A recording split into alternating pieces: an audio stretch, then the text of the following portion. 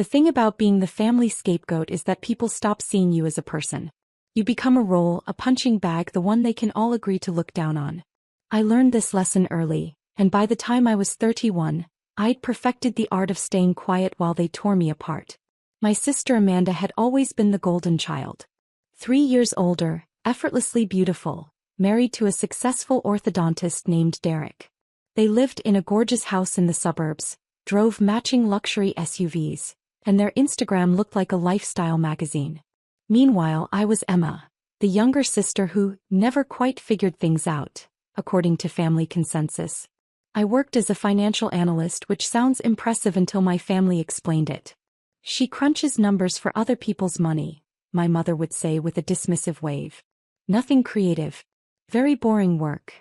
The fact that I made $240,000 a year never came up in their assessments of my worth.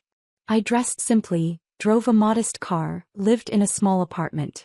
I didn't advertise my success because I'd learned early that it only made them uncomfortable. Amanda, meanwhile, advertised everything. New designer bags appeared in her posts weekly.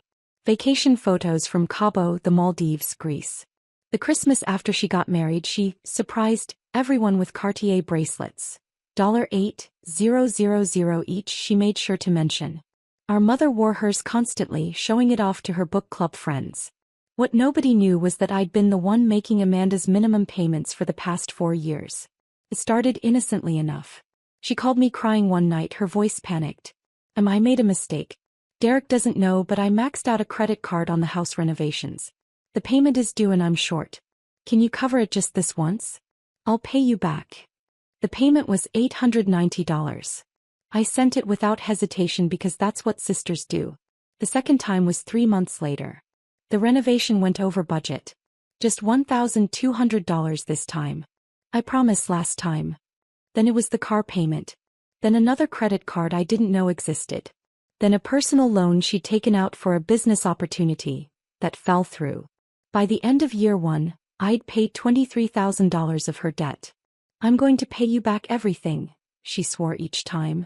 Derek's getting a raise. I'm cutting back. You're literally saving my marriage. If he finds out I spent this much, he'll leave me. So I kept paying. Every month, like clockwork, I'd transfer money to cover her minimum payments across 4 credit cards and 2 loans. The amounts crept up, $2,800 a month, then $3,200, then $3,600. She kept spending, kept accumulating, kept coming back with tears and promises. By year 4, her total debt had ballooned to $87,000. I'd personally paid $41,300 in minimum payments alone. Money that barely touched the principal because her interest rates were astronomical. She'd never paid me back a single dollar. The financial analyst in me knew this was unsustainable. The sister in me kept hoping she'd change. Then came Thanksgiving. My mother's dining room was decorated like a Martha Stewart fever dream. Fall leaves scattered artfully across the table, monogrammed napkins, a centerpiece that probably cost more than my monthly rent. 23 family members crammed into the house. Parents, aunts, uncles, cousins, Amanda and Derek, their 2 kids. I arrived in my usual style. Simple sweater, jeans, a pie from the grocery store bakery. Amanda swept in 30 minutes late in a new Burberry coat, carrying a charcuterie board from that expensive artisan shop downtown. Sorry we're late, she sang. I was at the spa all morning. Self-care Sunday, you know. Mom hugged her like she'd returned from war. You work so hard, sweetheart. You deserve it. I set my grocery store pie on the counter next to Amanda's $200 charcuterie display and felt exactly as invisible as I was meant to feel. Dinner conversation followed its predictable pattern. Derek talked about his orthodontic practice expanding. Amanda showed everyone photos of their upcoming trip to Turks and Caicos. Just a little getaway before the holidays get crazy. My cousin Brian discussed his promotion. My Aunt Susan bragged about my cousin Jennifer's new house. When the conversation turned to me, my mother's voice took on that careful, pitying tone. And Emma's still doing her number thing. Very stable work.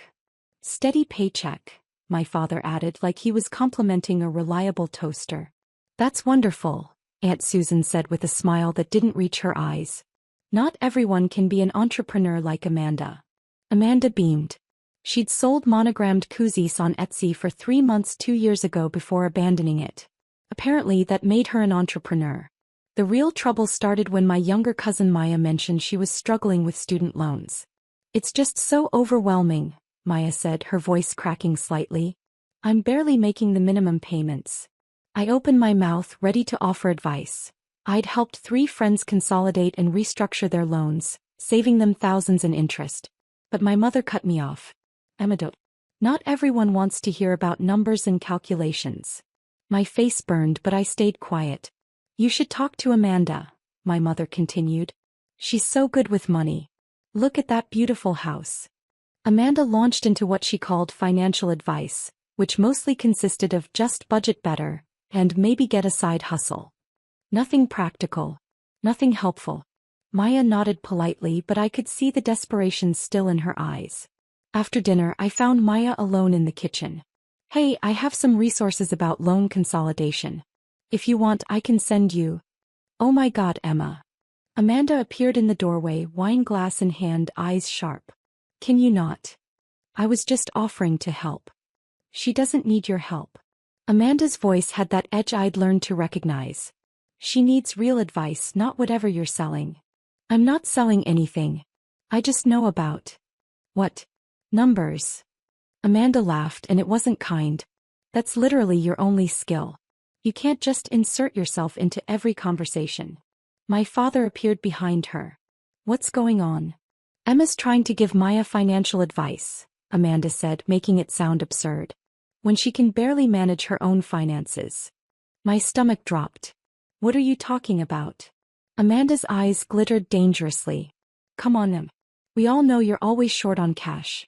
That's why you live in that tiny apartment. That's why you never travel. That's why you dress like you shop at Goodwill. The kitchen had gone silent. Maya looked mortified. My father frowned. Amanda, I said quietly, that's not. You're always asking for money, Amanda continued, her voice rising. It's embarrassing, honestly. At every family event you've got your hand out. My blood ran cold. I have never asked you for money. Please. She rolled her eyes. Just last month you were calling me about bills. I had called her last month. To tell her I couldn't keep covering her payments forever. To ask, again, for even partial repayment. But she'd rewritten the narrative so smoothly that even I almost questioned my memory. Emma. My mother's voice was disappointed. If you're struggling financially, you should have told us. I'm not struggling. There's no shame in it, my father added. But Amanda's right. Constantly asking your sister for money is inappropriate. I have never. I stopped. There was no point. I could see it in their faces. They believed Amanda. They would always believe Amanda. This is exactly what I mean, Amanda said, gesturing at me with her wine glass. Always so defensive. Look, we get it. You're not good with money. But you need to stop making it everyone else's problem. The room was staring. Maya looked like she wanted to disappear. My aunts had appeared in the doorway, drawn by the drama. Amanda was on a roll now. I feel bad for you, I really do. But at some point you need to take responsibility for your choices. Get a better job. Budget better. Stop begging for money from family members who actually have their lives together. Something in her voice, that casual cruelty, that absolute certainty that she was superior, made something crack inside me. I'd been paying $3,600 a month. Every month. For 4 years. I'd paid her car insurance when she forgot. I'd covered her kids' private school enrollment fee when she was between opportunities. I'd sent money for groceries when she claimed Derek was being unreasonable about the budget. $41,300. And she was standing in my mother's kitchen in her Burberry coat, drinking wine that probably cost $80 a bottle, telling everyone I was a charity case. I pulled out my phone. Emma, what are you doing?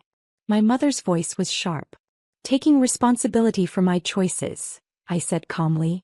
I opened my banking app and navigated to scheduled payments. There were 6 of them, all scheduled for the first of each month. 2 credit cards, 1 personal loan, 1 car payment, 1 insurance payment, 1 household expenses payment. All going to Amanda. My finger hovered over the first one. Stop begging for money, Amanda sneered, emboldened by the audience. It's embarrassing. Everyone nodded in agreement. My mother. My father. My Aunt Susan. Even Derek looked uncomfortable on my behalf. I smiled. You're right. Then I canceled the first payment. Second. Third. Within 90 seconds I'd canceled all 6 recurring transfers. Then I texted my bank directly through the app. Please stop all payments on the following accounts. I listed Amanda's credit card numbers, which I'd memorized from 4 years of paying them. I looked up. Amanda was still talking something about how family helps family but there are limits. Her face was flushed with wine and righteousness. Her phone buzzed. She ignored it. It buzzed again. Anyway, she continued, I just think. Buzz. Buzz. Buzz. 3 more notifications in rapid succession. Amanda pulled out her phone, annoyed. Her face went pale. What? Derek asked. Nothing. It's nothing.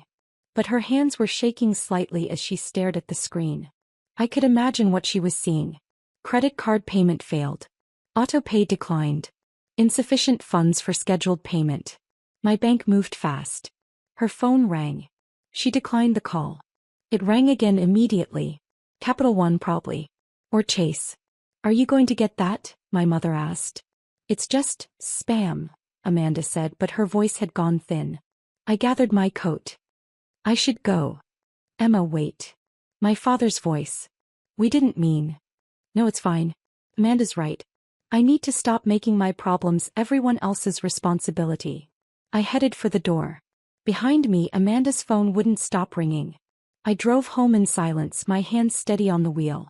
For years. $41,000. And she'd called me a beggar in front of the entire family. My phone started ringing before I even reached my apartment. I declined. She called again. Declined. Text message. Call me please. Another text. What did you do? Another. Why are my payments declining? I turned my phone on silent. By the time I got home, I had 14 missed calls from Amanda and 23 text messages ranging from confused to panicked to angry. The last one read, "Call me right now, this ain't funny." I made myself tea and opened my laptop. Time to be thorough.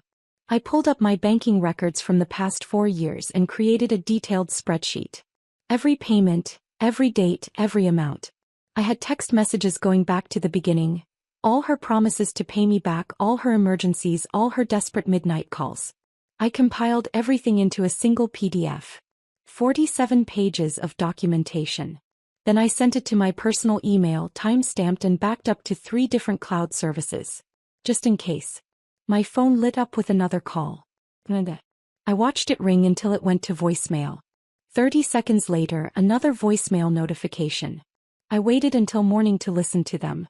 The first voicemail was angry. Emma, what the hell did you do? My payments aren't going through. Fix this. Now. The second was frantic. Please, I don't understand what's happening. My cards are declining. The bank called. Please call me back. The third was tearful. Emma, I'm serious. I don't know what you did, but this isn't funny. Derek is asking questions. Please. Just call me. The fourth was my mother. Emma Jean, Amanda is very upset. I don't know what this is about, but you need to fix whatever you've done. Call your sister. I deleted all of them and made myself breakfast. My phone rang at 8:47 a.m. Unknown number. I answered. Miss Emma Richardson? A professional female voice. Speaking. This is Janet from Chase Bank Customer Service.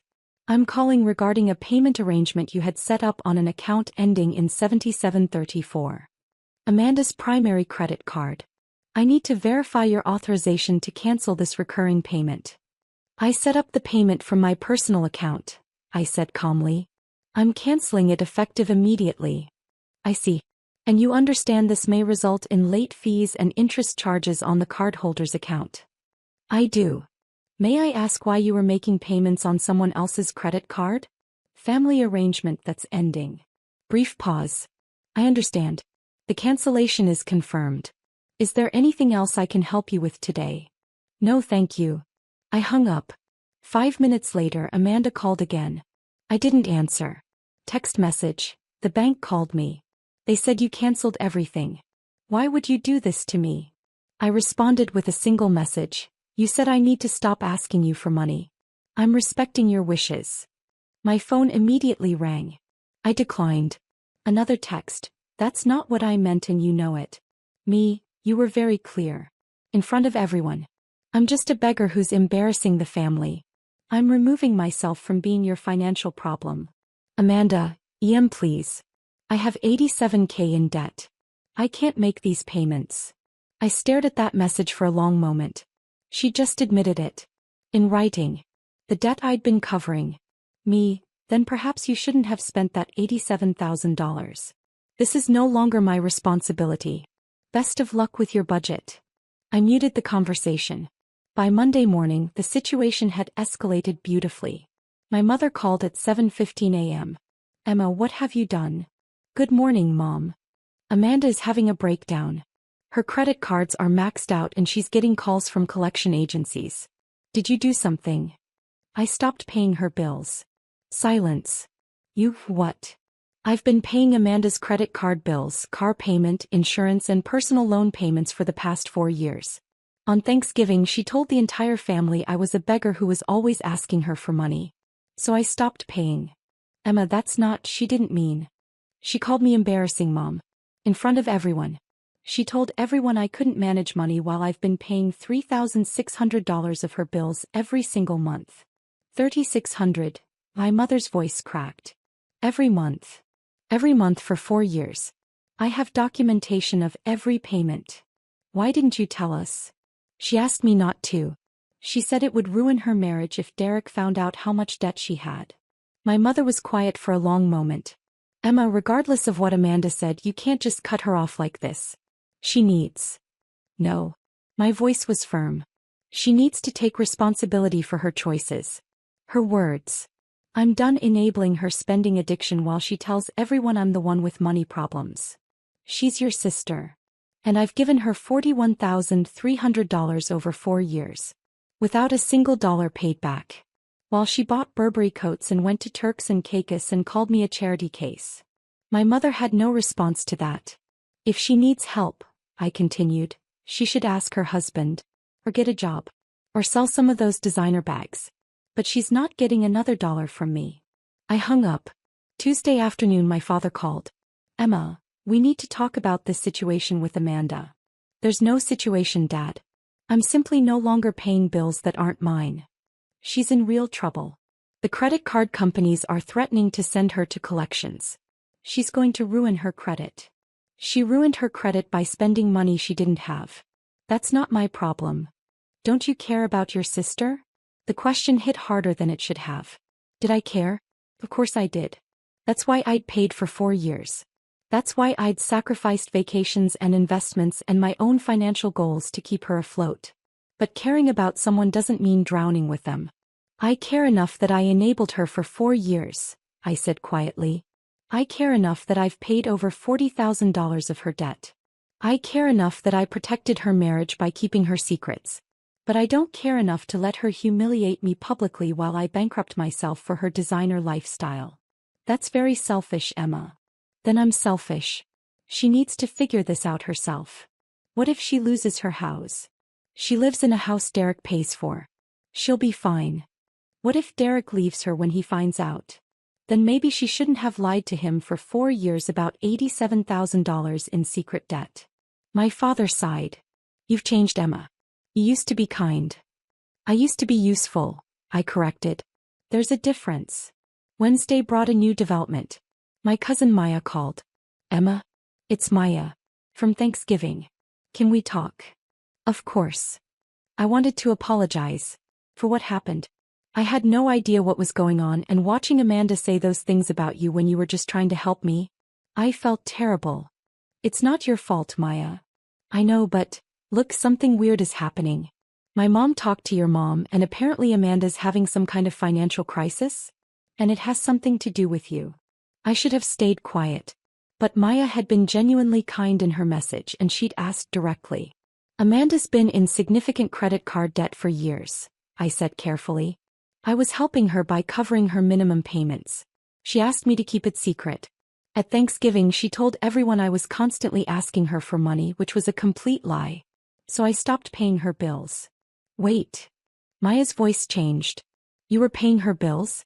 While she was telling everyone you couldn't manage money? For 4 years. Oh my God. It's fine. I just decided it was time to stop. How much were you paying? That's between Amanda and me. Emma. How much? I hesitated. About $3,600 a month. 41,000 total over 4 years. Maya was quiet for so long I thought she'd hung up. Maya. That's insane, she whispered. She was wearing a new Burberry coat. She was talking about Turks and Caicos. She was giving me financial advice. I know. And you were paying her credit cards. Yes. While she called you a beggar. Yes. Emma, you need to tell everyone. The whole family needs to know what she did. I'm not telling anyone anything. This is between Amanda and me. But she humiliated you. And if I tell everyone, I'll look petty and vindictive. She'll spin it as me trying to hold money over her head. Trust me, Maya.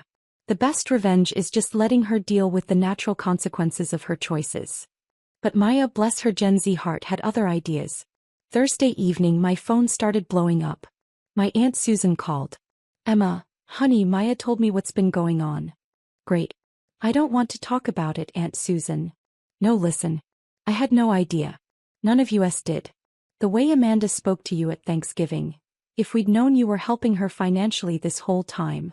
It doesn't matter. It's done. It matters very much. Your mother is beside herself. We all are.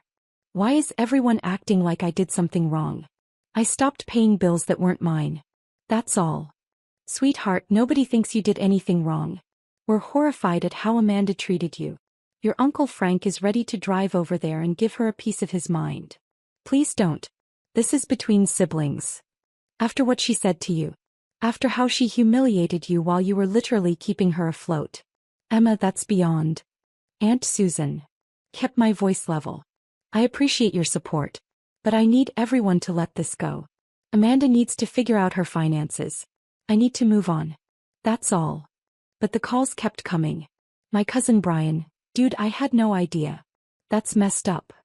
My Uncle Frank, that girl needs to learn some respect.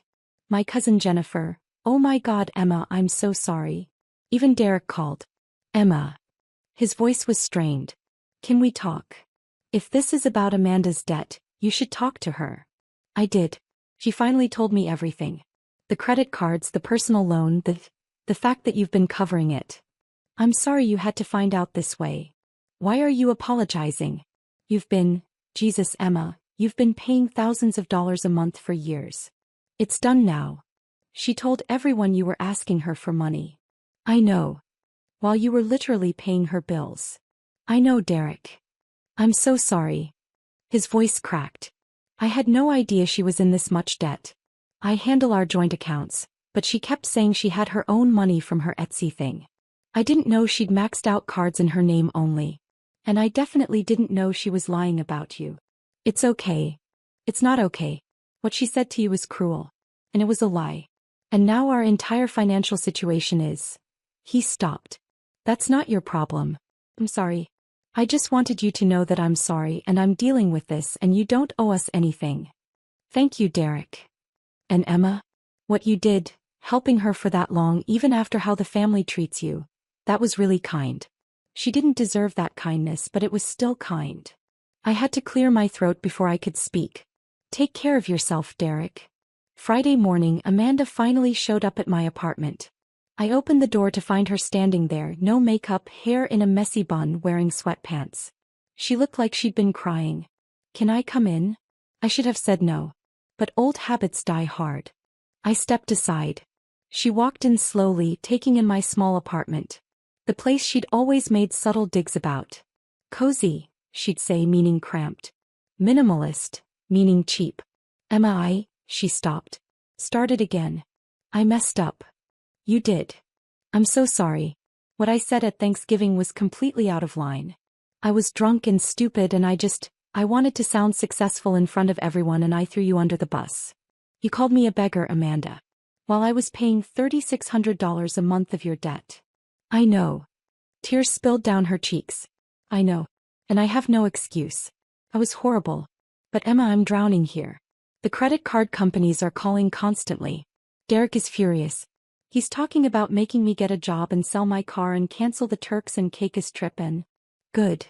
She looked up shocked. Good, I repeated. You're $87,000 in debt, Amanda. You should get a job. You should sell the luxury SUV. You absolutely should cancel the Caribbean vacation. But Derek will know how bad it is. Derek already knows. He called me yesterday. Her face crumpled. This is going to ruin my marriage. No. Your lying ruined your marriage. Your spending ruined your marriage. Not me stopping enabling you. Please, just a few more months. Just until I figure something out. I'll get a job, I promise. I just need time to... No. Emma, please. I gave you 4 years, Amanda. 4 years of just one more month. 4 years of promises you never kept. 4 years of excuses and emergencies, and I'll pay you back. And you know what I got for it? Public humiliation and being called a charity case by the person I was literally keeping afloat. I was wrong. You were cruel. There's a difference. I walked to the door and opened it. I'm done. Figure it out yourself. I can't. Then maybe you should have thought about that before you spent $87,000 you didn't have.